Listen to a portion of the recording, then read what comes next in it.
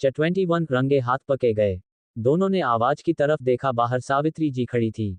सावित्री जी ने दोनों से कहा, यह क्या चल रहा है तुम दोनों का?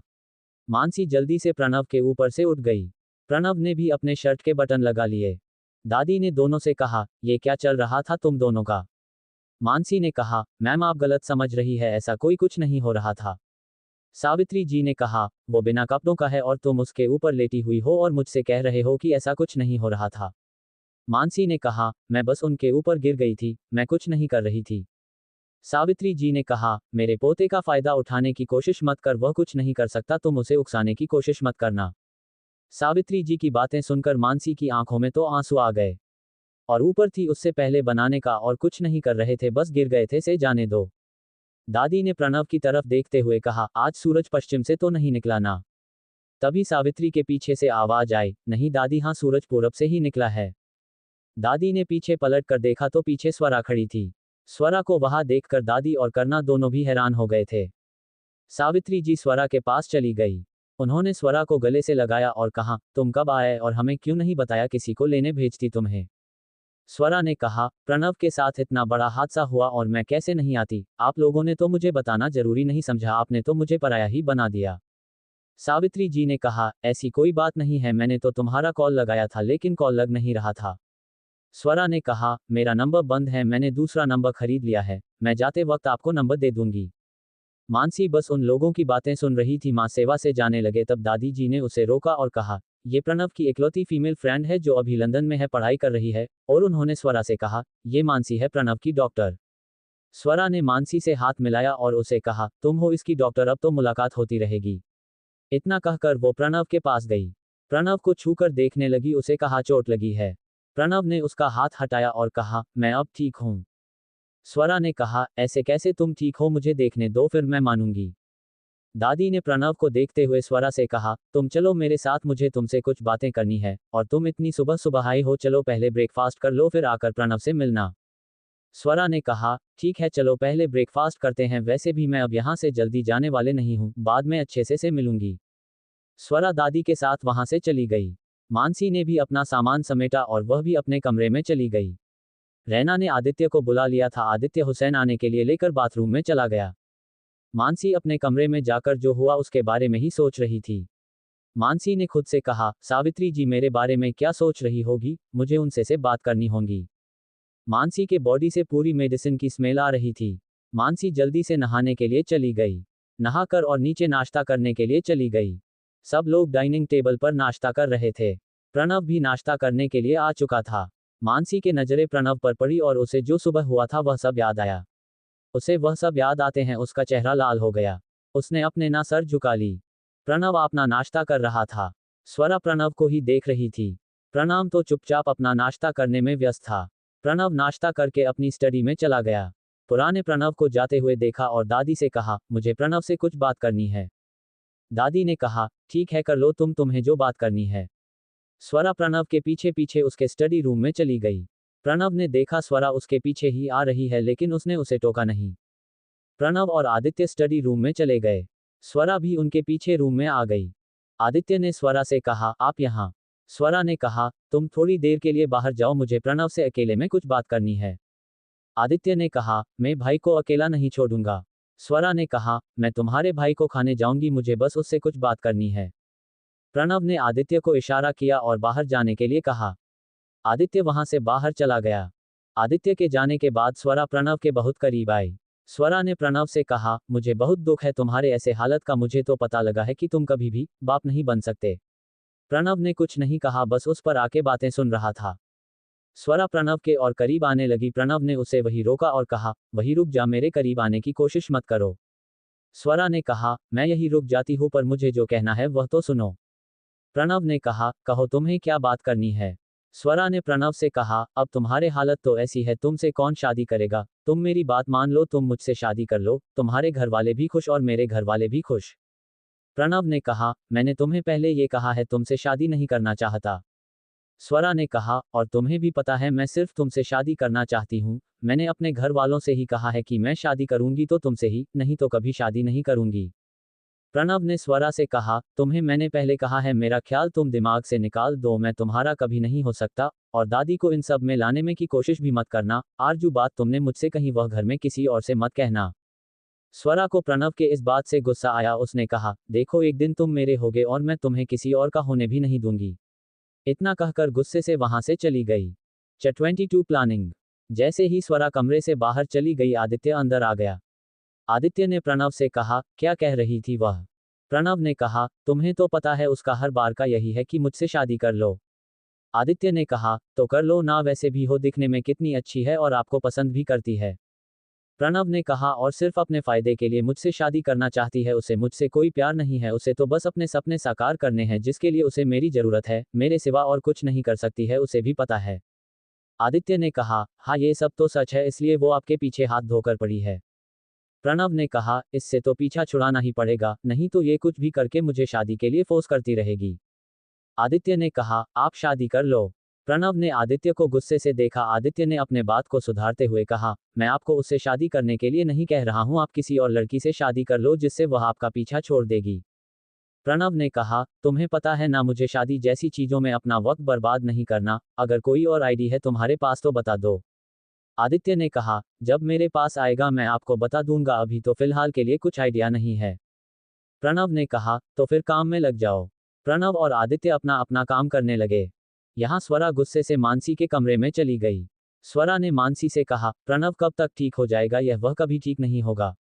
मानसी ने कहा, ठीक नहीं होंगे ऐसे तो कह नहीं सकते, पर कितनी देर लगेगी ये मैं बता नहीं सकती। स्वरा ने कहा, तुम मेरा एक काम कर लो, तुम प्रणव के ट्रीटमेंट बंद कर लो, मैं उसे फॉरेन से डॉक्टर बुला रही हूँ, मुझे तुम्हारे ट्रीटमेंट पर भरोसा नहीं है।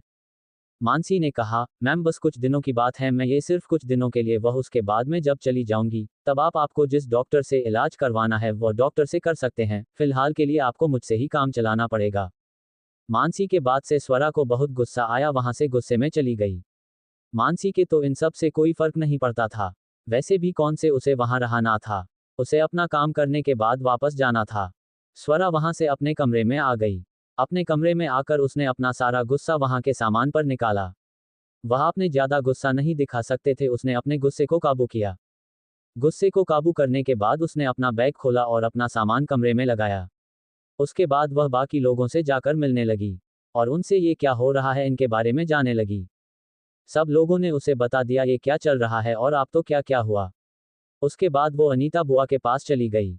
अनीता जी किसी से के साथ फोन पर बातें कर रही थी। स्वरा ने सुनने की कोशिश की लेकिन उसे कुछ सुनाई नहीं दे रहा था, वह बहुत धीरे से बातें कर रही थी। स्वरा ने उनका डोर खटखटाया। अनीता जी ने पीछे मुड़कर देखा और कॉल कट कर दिया। उन्होंने कहा, बैठक कब आ गए तुम और मुझे क्यों नहीं बताया कि तुम आ रही हो? स्वरा कहा, क्या आप भी मासी, आपको पता है ना मैं कितना प्रणव को चाहती हो और मैं उससे दूर कैसे रह सकती हूँ। अनीता जी ने कहा, मुझे पता है तुम बचपन से उसे चाहती हो और उससे शादी करना भी चाहती हो, पर अगर तुम्हारे फेरों के बारे में उसे पता चल जाएगा तो कभी तुमसे शादी नहीं करेगा, तुम्हें पता है ना। स्वरा ने कहा, उसे नहीं पता और उसे कौन बताएगा इन सब के बारे में, और रोजाना भी चाहे तो कभी जान भी नहीं सकता कि मेरे किसके साथ कैसे संबंध थे। अनीता जी और स्वरा दोनों हंसने लगे। अनीता जी ने कहा, तुम बिल्कुल तुम्हारी माँ पर गई हो, कभी नहीं सुधरोगी।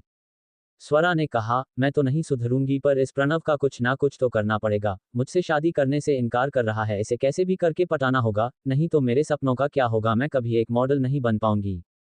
अनीता जी ने कहा, तुम क्यों फिक्र कर रही हो, मैं हूं ना तुम्हारे साथ, मैं तुम्हारा पूरा साथ दूंगी। स्वरा ने कहा, मैं तो आपके भरोसे ही आई हूं, मुझे पता है आप मेरा साथ जरूर दोगी। अनीता जी और छोरा की ऐसे ही कुछ देर बातें चलती रही।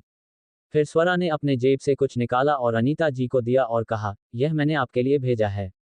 अनीता जी ने खोल कर देखा और वह बहुत खुश हो गई, उसमें एक रिंग थी जो उन्हें कब से चाहिए थी और उसके बहन ने उसके लिए वह खरीद ली थी। उसने जल्दी से अपने बहन को कॉल लगाया और उसे बातें करने लगी। स्वरा वहां से अपने कमरे में चली गई। स्वरा अपने कमरे में जाने के बाद अपने बिस्तर पर लेट गई और उसने किसी को कॉल किया और कहा, मैं पहुंच गई हूं और तुम कहां हो, कैसे हो, मुझे भूल मत जाना है, मैं फिर वापस आऊंगी। सामने से उस आदमी ने कहा, ठीक है जल्दी वापस आना और हमारा बच्चे का ख्याल भी रखना, और जिस काम के लिए गई हो वह काम पूरा करके ही वापस आना, नहीं तो तुम्हें पता है तुम्हारे साथ क्या होगा और इस बच्चे के साथ भी।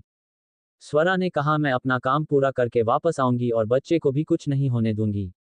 इतना कहकर स्वरा ने भी फोन रख दिया और कुछ सोचने लगी। Chapter 23 permission. स्वरा कॉल करने के बाद थोड़ी टेंशन में लग रही थी।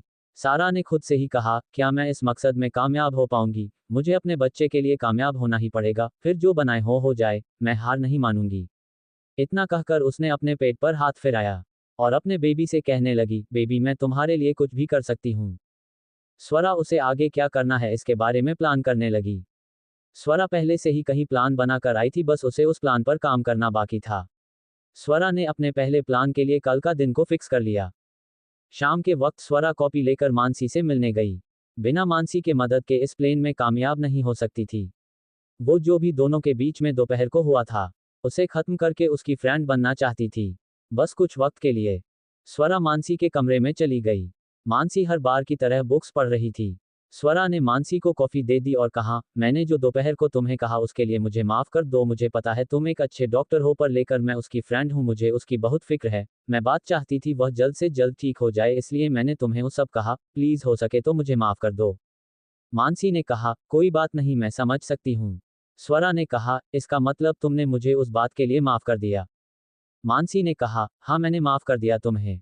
स्वरा ने कहा, मैं भी तुम्हारे साथ तुम्हारे अंदर रहकर उसका इलाज करना चाहती हूँ, क्या मैं कल से तुम्हारे साथ उसका इलाज करने आ सकती हूँ?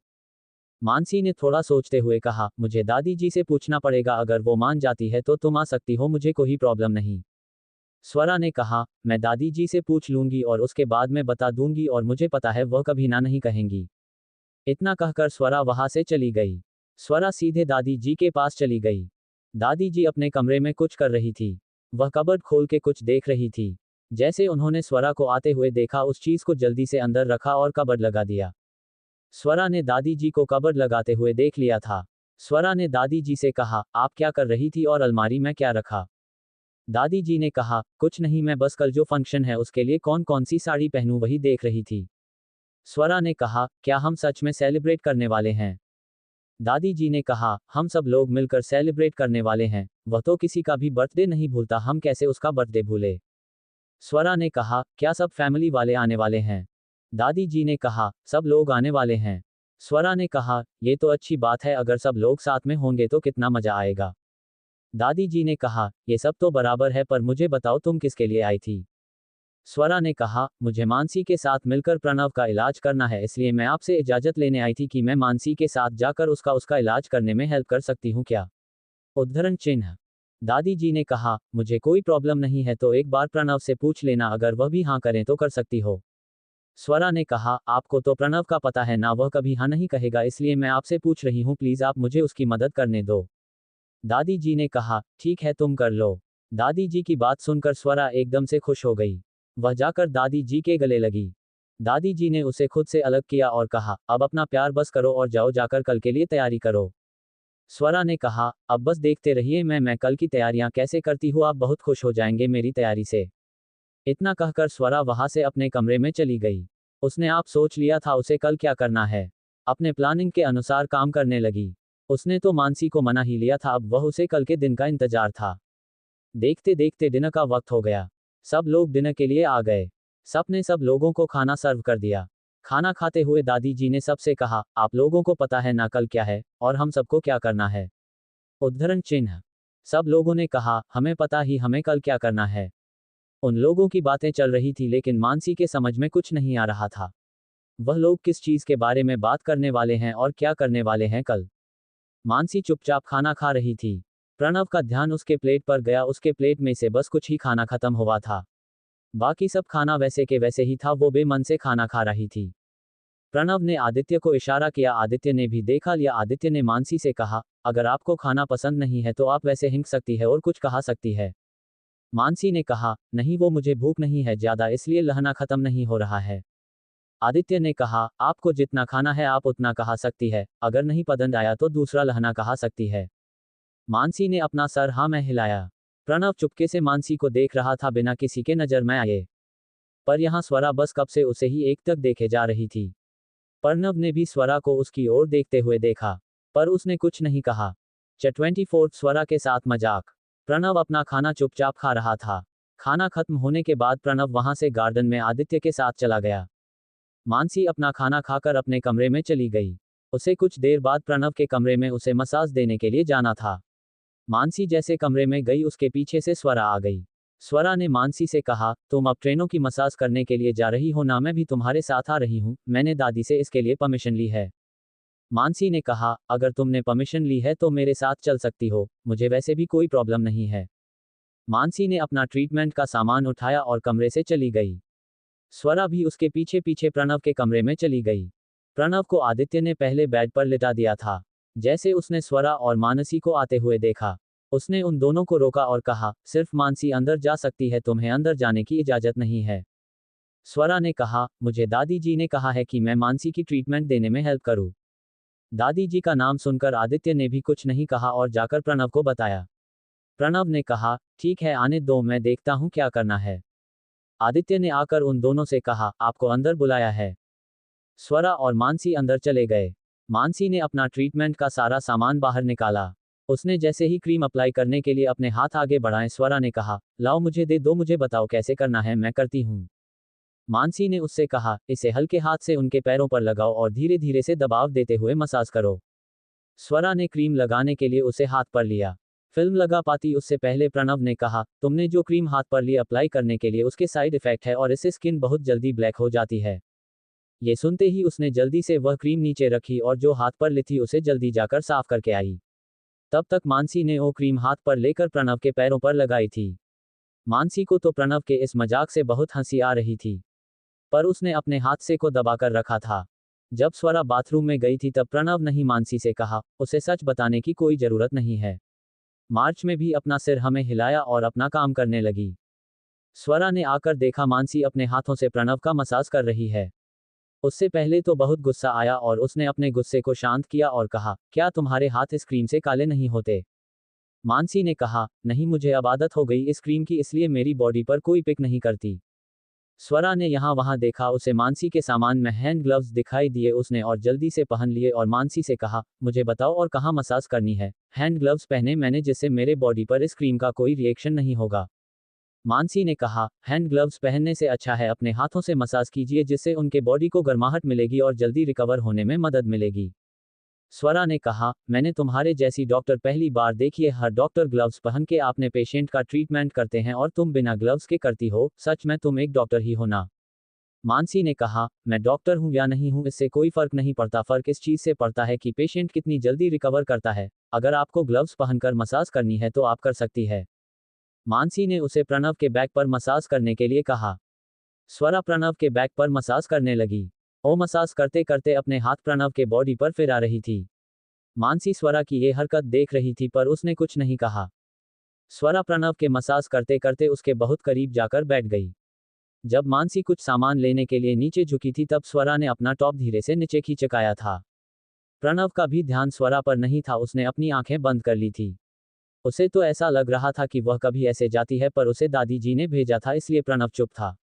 स्वरा के इस हरकत को मानसी और प्रणव ने तो नहीं देखा था, पर आदित्य ने देख लिया था।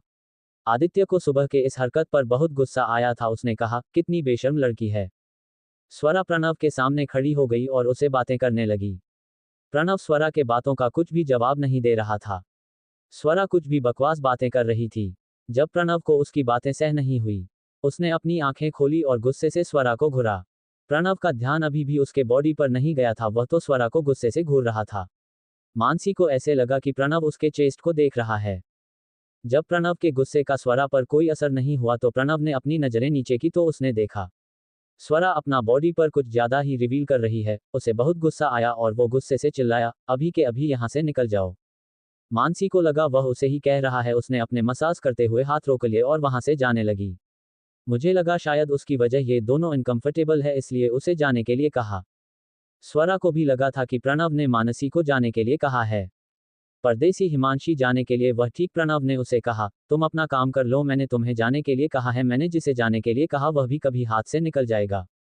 स्वरा को प्रणव के बाद का मतलब समझ आया, वह जल्दी से वहां से निकल गई। वो वहां रुककर प्रणव को और गुस्सा दिलाना नहीं चाहती थी, नहीं तो उसे आगे के प्लान में बहुत दिक्कत आएगी।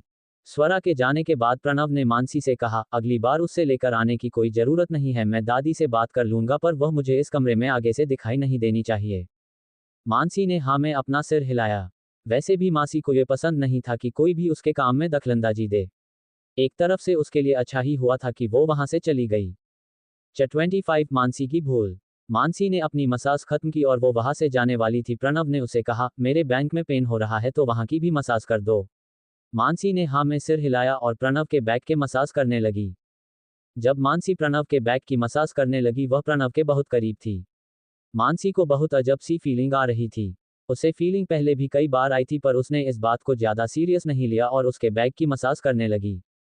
प्रणव मानसी के मुलायम हाथ अपने पीठ पर मैसेज कर रहा था। उसे एक अजीब सा सुकून मिल रहा था। ऐसे ऐसे लग रहा था कि मानसी मसाज करने से रोके ना। प्रणव मसाज लेते लेते वही सो गया। आधे घंटे बाद मानसी ने अपने हाथ रोके और प्रणव से कहा, आज के लिए इतना ही, बस मैं आप चलती हूँ। प्रणव का कोई जवाब नहीं आया। मानसी ने देखा तो प्रणव सो गया था।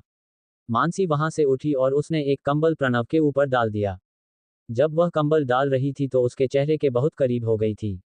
उसने प्रणव का चेहरा इतने पास से पहली बार देखा था। उससे बहुत अजीब सी फीलिंग आ रही थी और उसके हाथ धीरे धीरे उसके चेहरे की तरफ बढ़े और उसने प्रणव के चेहरे को छू लिया। इतने से उसका मन शांत नहीं हुआ। उसे किस करने जा रही थी। तभी प्रणव का फोन बजा। उसके फोन के रिंग से मानसी होश में आई और झट से प्रणव के सामने से हटी और वहां से चली गई।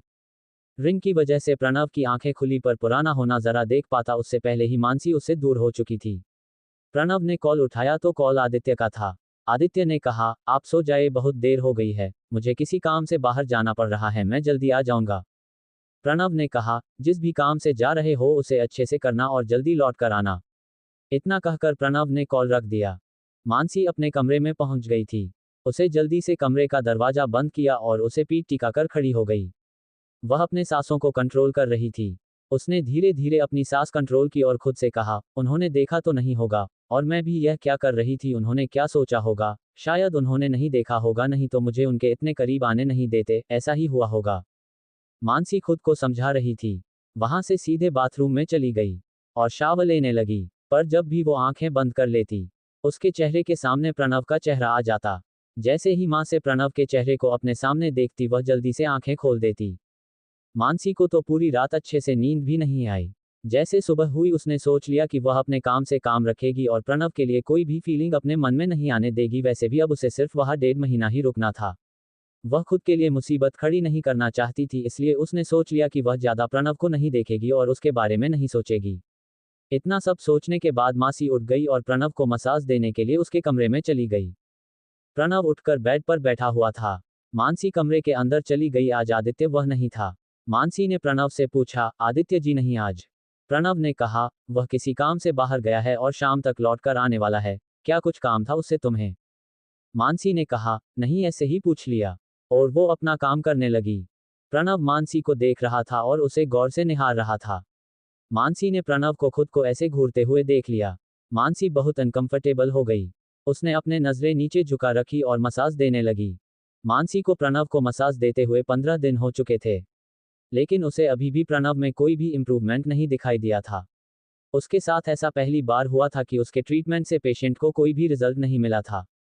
उसने प्रणव से कहा, क्या आपको पैरों में कुछ मैसेज हो रहा है या नहीं? प्रणव ने कहा, नहीं, मुझे अभी तक कुछ भी महसूस नहीं हुआ। मानसी ने अपने सामान में से कुछ से बाहर निकली और उसे ट्रेनों के पैरों पर चलाने लगी और उसे पूछने लगी, पर हर बार उसका जवाब न में ही आता। मानसी ने धीरे धीरे ऑन सामान का प्रेशर प्रणव के पैरों पर बढ़ा दिया, पर प्रणव के चेहरे पर कोई भी एक्सप्रेशन नहीं था। मासी समझ गई कि उसे कुछ भी मैसेज नहीं हो रहा और उसने उसे और डिफरेंट तरह से मसाज देने की सोची। मानसी ने अपने सारे उपकरण फिर से अपने बैग में रख लिए। मानसी को अपने उपकरण बैग में रखते हुए देखकर प्रणव ने चैन की सांस ली। मानसी ने अपनी मसाज खत्म कर ली और वहां से जाने लगी। उसे अपने सीनियर डॉक्टर थे, उसके बारे में बात करनी थी। मानसी वहां से जा पाती उससे पहले प्रणव ने कहा, आज आदित्य यहाँ पर नहीं है, मुझे तुम्हारी हेल्प की जरूरत है, मुझे बाथरूम में छोड़ आओ, मुझे शावर लेना है। मानसी वही रुकी और प्रणव के पास गई। उसने प्रणव को उसने में हेल्प की और उसे व्हीलचेयर पर बिठा दिया। उसे लेकर बाथरूम में चली गई। उसने पहले बातों पर दिया और प्रणव को उसमें बैठने के लिए हेल्प करने लगी। मानसी ने प्रणव को वैसे ही बातों में बैठा दिया था। प्रणव के शरीर पर कपड़े थे। प्रणव ने व्हाट्सएप में बैठने के बाद एक अपने कपड़े उतार दिए। मानसी उसके तरफ पीट कर खड़ी हो गई थी। प्रणव को कपड़े उतारते हुए देखना नहीं चाहती थी। मानसी का ऐसा शर्माना दोनों को बहुत पसंद आ गया, नहीं तो उसके पीछे जो भी लड़की पड़ी थी वह तो उसे इस हालत में देखने का मौका कभी भी नहीं छोड़ती। पर मानसी अलग थी और मानसी की यही बातें प्रणव को उसकी ओर खींच रही थी। प्रणव ने जल्दी से शावर ले लिया। प्रणव के पास तौलिया नहीं था, इसलिए प्रणवी मानसी से कहा, मुझे तौलिया दे दो। मानसी बाथरूम में यहाँ वहाँ खने लगी, उसे एक कोने में हैंगिंग पर तौलिया दिखाई दिया। मानसी ने जल्दी से तौलिया लिया और प्रणव को देने के लिए जाने लगी, पर उसका पैर फिसल गया और वह सीधे बाथटब में प्रणव के ऊपर गिर गई। 26 बाथरूम रोमांस। मानसी ने खुद को संभालने की कोशिश की थी, लेकिन फिर भी वह बाथटब में भी गिर गई। प्रणव को तो मानसी को बाथटब में देखकर धक्का ही लग गया। प्रणव ने मानसी से कहा, तुम क्या करना चाहती हो? तुम मुझे अकेले देखकर मेरा फायदा उठाना चाहती हो, जो तुम आकर मेरे बाथटब में गिरी। मानसी ने कहा, आप गलत समझ रहे हो, मैं ऐसा कुछ नहीं कर रही थी, वह मेरा पैर फिसल गया और मैं बाथटब में आकर गिर गई। प्रणव ने कहा, मैं तुम जैसी लड़कियों को अच्छे से जानता हूं, जो अकेले मर्द को देखा नहीं तो शुरू हो जाती है। प्रणव के इन बातों से मानसी के दिल पर चोट पहुंची थी, पर वह खुद को संभाल रही थी और उसने कहा, सर आप मुझे सच में गलत समझ रहे हैं, मेरा ऐसा कोई इंटेंशन नहीं था। प्रणव ने कहा, अगर तुम्हारा ऐसा कोई इंटेंशन नहीं था तो तुम अब तक मेरे बाथटब में क्या कर रही हो? मानसी को रियलाइज हुआ कि वह अभी तक बाथटब में है और प्रणव के ऊपर लेटे हुए हो उसे आर्गुमेंट कर रही है। मानसी जल्दबाजी में बाथटब से उठने लगी, लेकिन फिर से उसका पैर फिसल गया और वह प्रणव के ऊपर गिर गई और इस बार उसके लिप्स प्रणव के लिप्स पर थे और प्रणव के हाथ मानसी के चेस्ट पर थे। मानसी को जब एहसास हुआ कि उससे बहुत बड़ी गलती हुई है, वह जल्दी से बाथटब से उठी और बाहर जाकर खड़ी हो गई। प्रणव अभी भी शॉक में था, उसे इस शॉक से बाहर निकलने में 5 मिनट लगे। उसने अभी भी जो महसूस किया था, वो एहसास उसके लिए नया था। प्रणव ने एक बार अपने हाथों को देखा और उंगली से होठों को छुआ, होठों को छूते ही उसके चेहरे पर एक मुस्कान आ गई। मुस्कान बस कुछ सेकंड के लिए थी, वो फिर से अपने रूढ़ अवतार में आ गया। प्रणव ने मानसी से कहा, तुम खुद को ऐसी वैसी लड़की नहीं समझती, फिर जो अब भी तुमने किया वह सब क्या था? मैं इन सबको क्या समझूं? उद्धरण चिन्ह। मानसी ने कहा, सच में मैंने सब जानबूझकर नहीं किया, मेरा पैर फिसल गया था, प्लीज आप मेरा यकीन कीजिए। प्रणव ने कहा, मैं कैसे तुम्हारे बात पर यकीन करूं, तुम्हारे इसका क्या सबूत है? मानसी ने कुछ नहीं कहा और चुपचाप वहीं खड़ी रही। जो फिसल गई इस बात का सबूत वो कहां से लाती, इसलिए उसे चुप बैठना ही बेहतर लगा। प्रणव ने अच्छे से नहा लिया। नहाने के बाद उसने मानसी से कहा, मुझे उठने में हेल्प करो। मानसी प्रणव के पास गई और उसे उठाने लगी। प्रणव के बॉडी पर कुछ भी कपड़े नहीं थे। प्रणव को उठाने से पहले प्रणव ने मानसी से कहा, अपनी आंखें बंद कर लो, मैं नहीं चाहता कि तुम मुझे बिना कपड़ों के देख लो, वैसे भी तुम्हें तो शर्म ही नहीं। प्रणव आज बात बात पर मानसी को इंसल्ट कर रहा था। मानसी ने अपनी आंखें बंद कर ली और प्रणव को सहारा दिया और उसे खड़ा किया। प्रणव ने अपना पूरा भार मानसी पर नहीं दिया था। अगर वो पूरा भार मानसी के ऊपर देता तो मानसी उसका भार संभाल नहीं पाती। मानसी ने जैसे तैसे करके प्रणव को बाथटब से बाहर निकलने में है हेल्प की और उसे जैसे तैसे करके सहारा देकर उसके पैरों पर खड़ा किया। पर मानसी के बाथटब में गिरने के वजह से फ्लो पर बहुत सारा पानी हो गया था और वहां फिसलन हो गई थी। मानसी ने जैसे प्रणव को उसके पैरों पर खड़ा किया, प्रणव के पैर फिसल गए और वह मानसी के ऊपर गिर गया। मानसी भी प्रणव का भार संभल नहीं पाए और वह फ्लो पर गिर गई। प्रणव मानसी के ऊपर गिरा था। प्रणव के बॉडी पर कुछ भी कपड़े नहीं थे। मानसी जैसे नीचे गिरी उसने अपनी आंखें खोल दी। उसकी आंखों के सामने प्रणव का चेहरा था। मानसी प्रणव को अपने ऊपर से हटाने की कोशिश कर रही थी, पर प्रणव का इतना भारी शरीर को हिला भी नहीं पा रही थी। मानसी ने प्रणव से कहा, थोड़ा मुंह होने की कोशिश कीजिए, मैं आपके नीचे पूरी तरह से दब गई हूं, मुझे दर्द हो रहा है। प्रणव ने थोड़ी कोशिश की और कहा, मैं हिल नहीं पा रहा हूं। मानसी ने कहा, मैं हेल्प के लिए किसी को आवाज देती हूं।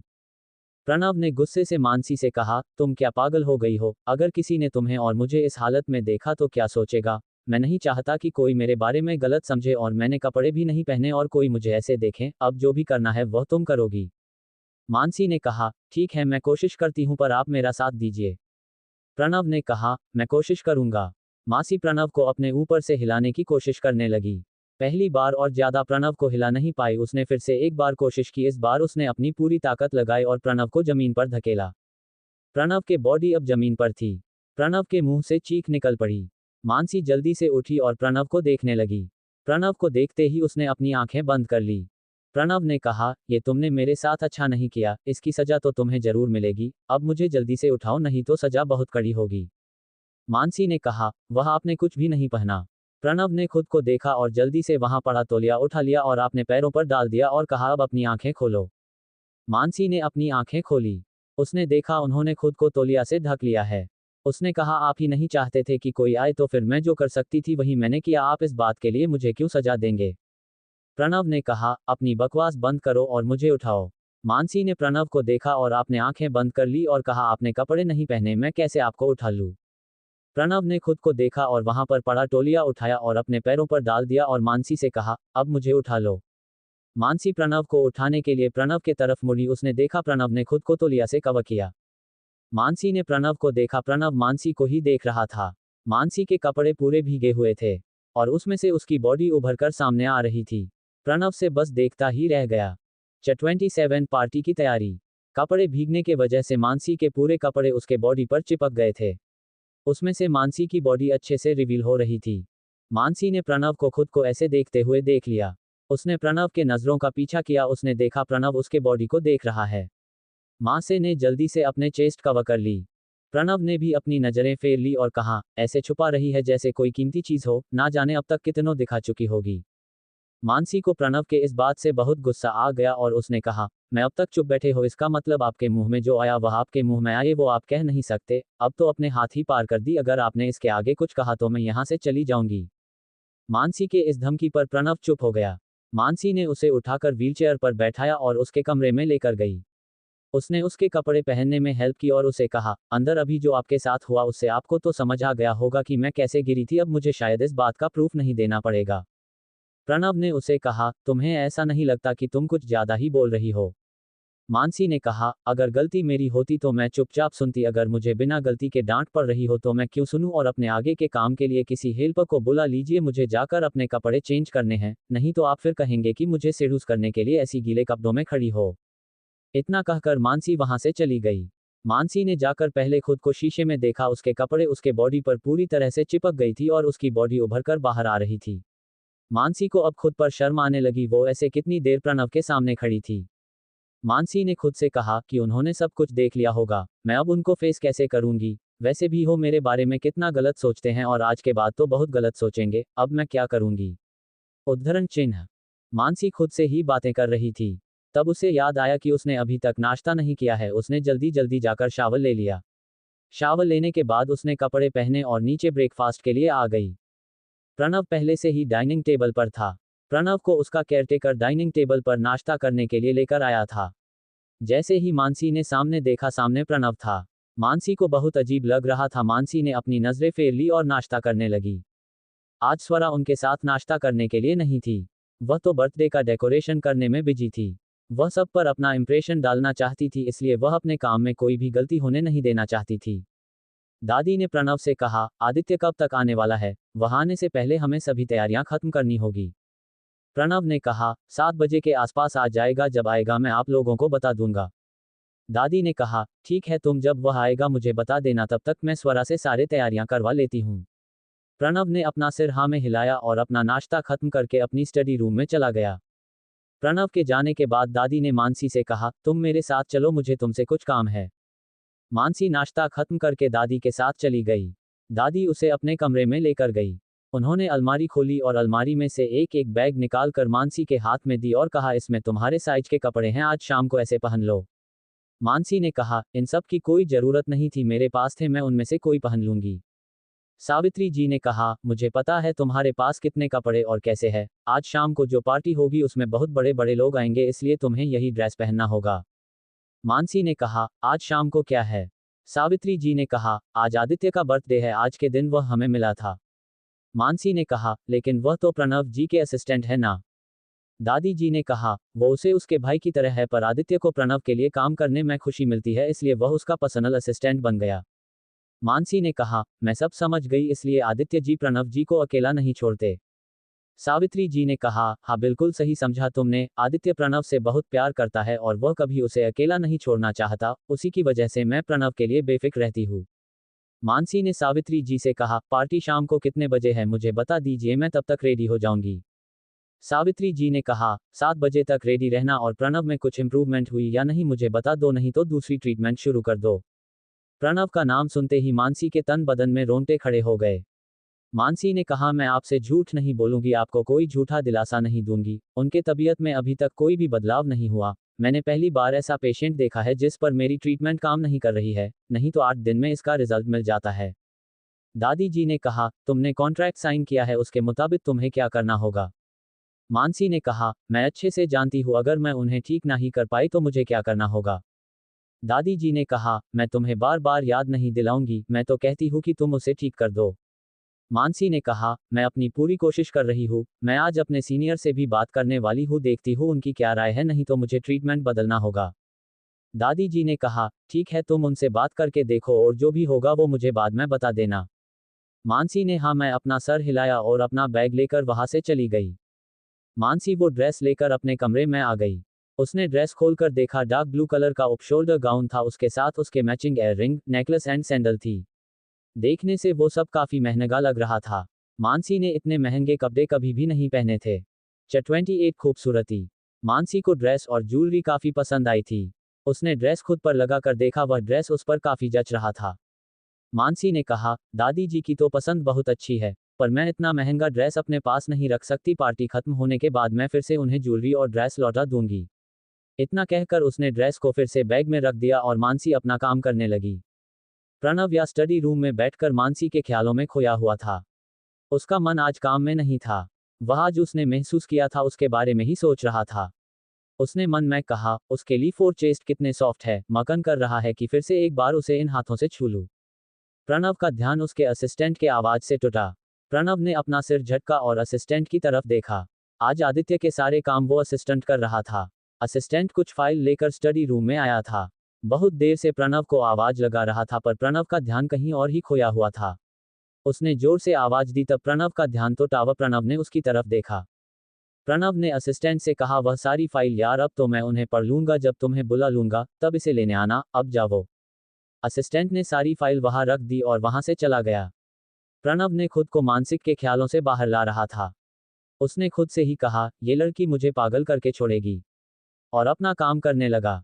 देखते देखते पूरा दिन ऐसे ही बीत गया। शाम के 6 बजे बज गए थे। घर को एकदम अच्छे से डेकोरेट किया गया था। मानसी भी अपने रूम से फ्रेश होकर बाहर आ गई। उसने देखा पूरी घर कितने अच्छे से डेकोरेट किया है, पर उसे वह कोई दिखाई नहीं दिया। वह बस कुछ नौकर अपना अपना काम कर रहे थे। मानसी ने एक नौकर से पूछा, यहाँ कोई दिखाई क्यों नहीं दे रहा? सब लोग कहाँ हैं? नौकर ने कहा, सब लोग अपने अपने कमरे में रेडी होने के लिए गए हैं, आप भी जाओ और जल्दी रेडी होकर आ जाओ, 7 बजे सबको पार्टी के लिए रेडी रहना है, दादी जी ने आपको सभी 7 बजे जाने के लिए कहा है। मानसी ने कहा, ठीक है, मैं जल्दी जाकर रेडी हो जाती हूँ। इतना कहकर मानसी वहां से चली गई। मानसी अपने कमरे में आ गई। अब 6:15 हुए थे। उसके पास अभी भी पौना घंटा बाकी था। उसने जल्दी से वह बैग लिया और जाकर अपना ड्रेस चेंज करके आ गई। उसने ड्रेस देखा और ड्रेसेस पर बहुत अच्छा लग रहा था। मानसी आईने के सामने आ गई। उसने खुद को शीशे में देखा और अपने चेहरे पर थोड़ा सा मेकअप लगाने लगी। उसने थोड़ा ही मेकअप किया था। उसके बाद उसने अपने बाल एक जुड़े में बांध लिए। उसने उस ड्रेस पर मैचिंग ज्वेलरी पहन ली। पूरे रेडी होने के बाद उसने हर तरफ से खुद को शीशे में देखो और एक परी की जैसी लग रही थी। उसने खुद की ही नजर ना लगे इसलिए एक काला टीका अपने कान के पीछे लगाया और खुद से कहा, मुझे किसी की नजर ना लगे। घड़ी में 6:45 हुए थे। मानसी आधे घंटे में ही रेडी हो गई थी। मानसी ने उस ड्रेस पर मैचिंग सैंडल पहनी और अपने कमरे से बाहर आ गई। प्रणव भी रेडी हो चुका था। आप किसी भी वक्त आदित्य घर पहुंचने वाला था। प्रणव ने पहले ही दादी को बता दिया था कि सब लोगों को कहे कि नीचे हॉल में आए, आदित्य अब किसी भी वक्त आ रहा होगा। प्रणव रेडी होकर अपने रूम से बाहर आ रहा था। मानसी के रूम से निकल रही मानसी पर पड़ी और क्या होना था वह उसे देखता ही रह गया। प्रणव ने मन में है, क्या क्या कमाल लग रही है, ये मन कर रहा है क्या अभी जाकर इसे किस कर लूं। प्रणव आगे कुछ सोच पाता उससे पहले ही वहां स्वरा आ गई। स्वरा ने बेहद खूबसूरत एक लॉन्ग गाउन पहना था। उसका गाउन ऑफ शोल्डर था और ज्यादा रिवीलिंग भी, पर वह भी उस ड्रेस में बहुत खूबसूरत लग रही थी। प्रणव भी किसी से कम नहीं लग रहा था। वह आज बहुत हैंडसम लग रहा था, भले वह व्हीलचेयर पर क्यों ना बैठा हो, पर वह की खूबसूरती में उससे कोई भी बदलाव नहीं आया था। प्रणव मानसी से कुछ कहने वाला था उससे पहले ही स्वरा ने कहा। स्वरा ने आकर प्रणव से कहा, चलो मैं तुम्हें लेकर चलती हूँ आज। प्रणव ने कहा, नहीं उसकी कोई जरूरत नहीं, मेरी डॉक्टर है, वह मुझे लेकर चलेगी। मानसी कुछ कह पाती उससे पहले स्वरा ने कहा, डॉक्टर आपको कोई एतराज नहीं हो तो क्या मैं इसे अपने साथ लेकर जा सकती हूँ? मानसी ने कहा, भला मुझे क्या ऐतराज होगा, यह आपके दोस्त हैं, आप बेशक इन्हें अपने साथ लेकर जा सकती हैं, मैं आपसे कुछ नहीं कहूंगी। प्रणव गुस्से से मानसी को देख रहा था, पर मानसी में जरा भी उसकी तरफ नहीं देखा और नीचे चली गई। उसने नीचे जाकर देखा सब लोग आ गए थे और सब लोग बहुत अच्छे अच्छे कपड़ों में थे, सब बहुत खूबसूरत लग रहे थे। स्वरा भी प्रणव को लेकर उसके पीछे पीछे नीचे आ गई। सब लोग प्रणव का इंतजार कर रहे थे। सब लोग प्रणव और स्वरा को ऐसे एक साथ आकर आते हुए देखा कहने लगे, क्या जोड़ी लग रही है, मानो भगवान ने इन दोनों को एक दूसरे के लिए बनाया है, कैसे एक दूसरे के साथ खूबसूरत लग रहे हैं, इन्हें किसी की नजर ना लगे और ये दोनों एक साथ रहे। स्वरा ने उन लोगों की बातें सुन ली थी। स्वरा उन लोगों से बहुत खुश हो गई। मानसी ने भी उन लोगों की बातें सुनी थी, लेकिन उन्हें उन सब के बातों से कुछ फर्क नहीं पड़ा। उसने पहले सोच लिया था कि वह प्रणव से दूर रहेगी, लेकिन इस सब बातें सुनकर प्रणव को बहुत गुस्सा आ गया और प्रणव ने चिल्लाते हुए कहा, क्या हमें आप मेरे और स्वरा के बारे में बात करने के लिए आए हैं? मुझे लगता है हम जिस काम के लिए आए हमें वह काम करना चाहिए। अब मेरे और स्वरा के बारे में बोलना बंद करो, आपके बोलने से हम दोनों कभी एक साथ नहीं होंगे। प्रणव की गुस्से भरी आवाज सुनकर सब लोग चुप हो गए और दरवाजे की तरफ देखने लगे। 29 बर्थडे सरप्राइज। डोरबेल बजी, सब लोग दरवाजे की तरफ देखने लगे। सबको लगा आदित्य आ गया। जब दरवाजा खोला, सामने से महेश और उनके दो बेटे पार्थ और समर्थ थे। उनकी मां संध्या बाद में आने वाली थी। पास जल्दी से जाकर प्रणव से मिला और प्रणव से कहा, भैया आप कैसे हैं? बहुत दिनों से आपसे मिलने आने की कोशिश कर रहा हूं, पर काम के वजह से वक्त ही नहीं मिला। इतना कहकर उसने अपने बड़े भाई समर की तरफ देखा। समर ने उसे मना किया था प्रणव से मिलने से। प्रणव पार्थ के ऐसे समर को देखने से समझ गया बात क्या है। प्रणव ने कहा, कोई बात नहीं, तुम आज के दिन आ गए, ये मेरे लिए काफी है। पार्थ ने कहा, भाई आप ऐसे क्यों कर रहे हो? वह भी मेरा भाई है ना, मेरा भी फर्ज बनता है कि मैं उसके खुशी में शामिल हूं। प्रणव ने कहा, अब इतना इमोशनल होने की कोई जरूरत नहीं है, वह अभी आता ही होगा। पार्थ वही प्रणव के पीछे खड़ा हो गया और उसने स्वरा के हाथ से व्हीलचेयर अपने हाथों में ले ली। महेश जी और समर भी प्रणव से मिलने के लिए आगे आए। समर ने कहा, मुझे तुम्हारी तबीयत आप पहले से काफी बेहतर लग रही है। महेश जी ने झूठी फिक्र दिखाते हुए कहा, बेटा जल्दी ठीक हो जाओ, तुम्हारे बिना कंपनी में बहुत सुना सुना लग रहा है। प्रणव ने कहा, आप है ना कंपनी संभालने के लिए, वैसे भी अब तो मैं चल भी नहीं सकता, तो मैं कंपनी संभाल के क्या करूंगा? समर ने कहा, तुम्हारे पास ही सबसे ज्यादा शेयर है तो कंपनी को भी तुम्हें संभालना होगा, नहीं तो शेयर्स किसी के नाम कर दो, वह संभालेगा। प्रणव ने कहा, इसके बारे में हम बाद में बात करेंगे, हम जिस कार्यक्रम की वजह से एक साथ एक छत के नीचे है उसके बारे में सोचें। महेश और समर को प्रणव के इस बात से गुस्सा आया, पर उन्होंने कुछ नहीं कहा और हाँ में अपनी गर्दन हिला दी। तभी डोर बेल बजने की आवाज आई। सब ने दरवाजे की तरफ देखा। लाइट पहले से ही ऑफ कर दिए थे, जिससे बाहर के आने वाले को अंदर का कुछ भी दिखाई ना दे। जैसे ही दरवाजा खुला, सामने आदित्य खड़ा था। अंदर अंधेरा होने की वजह से आदित्य को अंदर कोई भी दिखाई नहीं दे रहा था। जिस नौकर ने दरवाजा खोला था वह भी दरवाजे के पीछे छुप गया था। अजय थे वैसे ही अंदर आ गया और लाइट जलाने के लिए अपने हाथ बढ़ाने वाला था।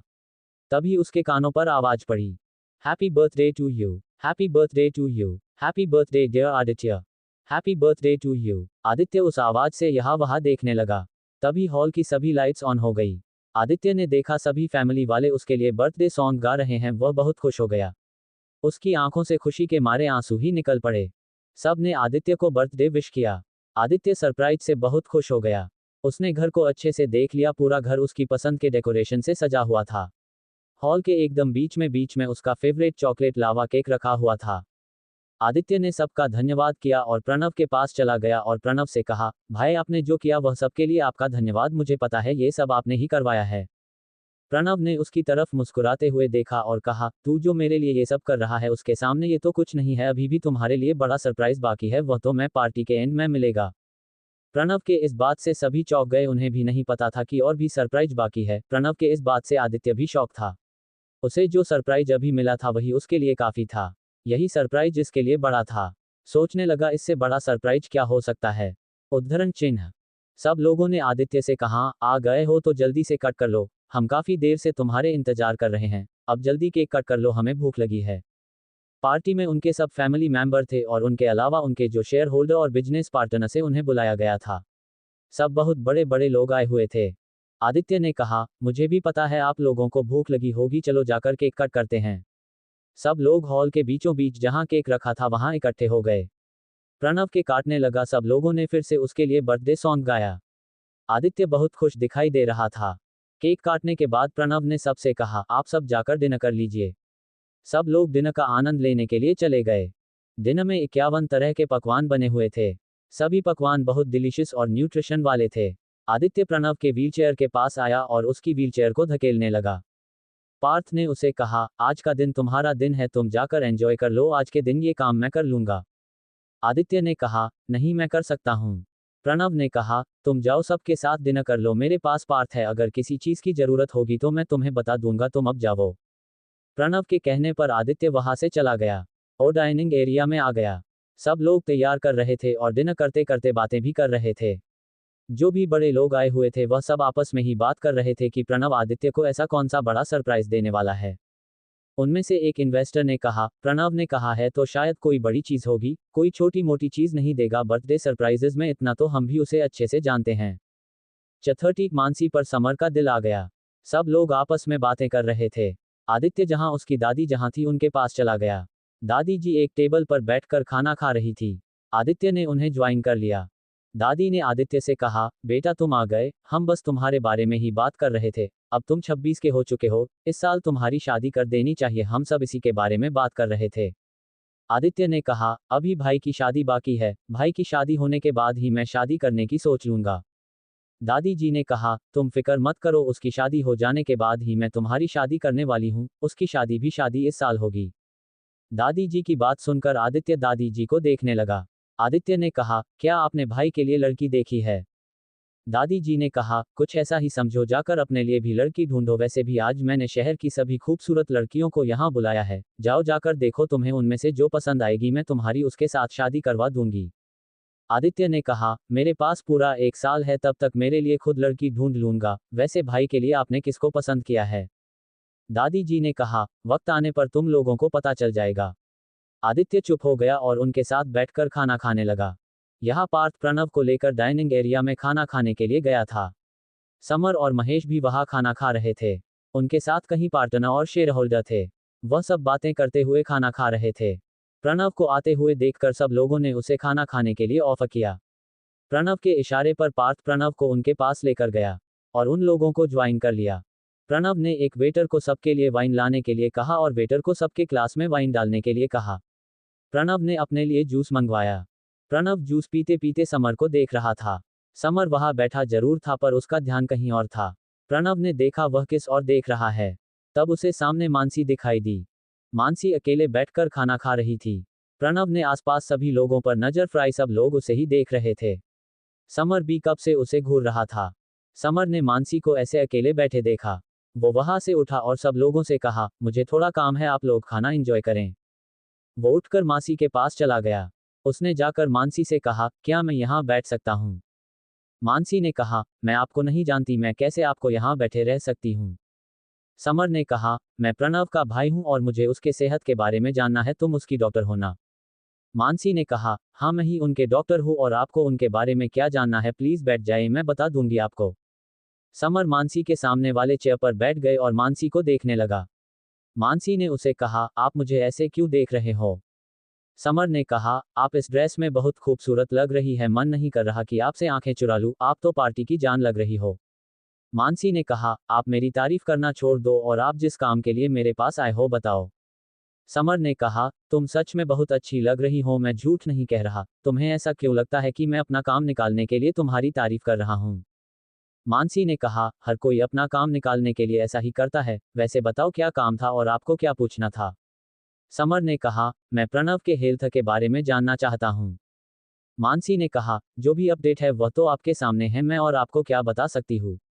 समर ने कहा, क्या प्रणव कभी ठीक हो सकता है या ऐसे ही अपाहिज रहेगा? मानसी ने कहा, लेकिन आप ही मुझसे क्यों पूछ रहे हो, आपको तो पहले से ही पता होगा। समर ने कहा, मेरा जानना बहुत जरूरी है, सभी शेयर होल्डर और पार्टनर पूछ रहे हैं, प्रणव कभी ठीक हो पाएगा या नहीं, अगर वह कभी ठीक नहीं हो पाया तो इसमें कंपनी का बहुत बड़ा लॉस है। मानसी ने कहा, मैं अपनी ट्रीटमेंट जारी रख रही हूं और मेरे ट्रीटमेंट से मुझे लगता है कि वह जल्दी रिकवर हो जाएंगे और अपने पैरों पर खड़े भी हो पाएंगे। समर ने कहा, क्या सच में तुम ऐसा कर सकती हो? मानसी ने कहा, बहुत लोगों को ठीक कर चुकी हूं, खुद पर यकीन है कि मैं प्रणव सर को भी अच्छे से ठीक कर पाऊंगी। मानसी और समर की बातें चल रही थी, लेकिन प्रणव का ध्यान पूरी वक्त उन दोनों पर ही था। प्रणव को उन दिनों में क्या बातें चल रही है ये तो सुनाई नहीं दी, पर वो लीप के मूवमेंट से यह पता कर सकता था कि वह दोनों किस बारे में बात कर रहे हैं। बातें होने के बाद मानसी ने समर गोवा से जाने के लिए कहा। समय तो वहां से जाना नहीं चाहता था पर वह मानसी के साथ इतना रुड नहीं हो सकता था, इसलिए वहां से चुपचाप चला गया। आकर फिर से अपने टेबल पर बैठ गया। उसे आकर बैठे हुए देखकर उसके पापा ने उससे धीरे से कहा, लगता है तुम्हारा दिल उस लड़की पर आ गया है, इसलिए तुम उसके पास गए थे ना। समर ने कहा, हाँ पापा, आपने सही कहा, मुझे वह लड़की पसंद आ गई है, पर वह लड़की इतनी जल्दी मानने वालों में से नहीं है। ओए, महेश जी ने उससे कहा, देखो अगर वह तुम्हें पसंद आई है तो तुम्हें जल्दी करनी चाहिए, इससे पहले कि उसे कोई और ले जाए। समर ने कहा, ठीक है, मैं जाकर उससे बात करता हूँ। कहानी में आगे क्या हुआ जानने के लिए सुनते रहे। To be continued. आज के लिए बस इतना ही, सुनना न भूलें अगला एपिसोड सिर्फ और सिर्फ हैक नॉवल वर्ल्ड पर।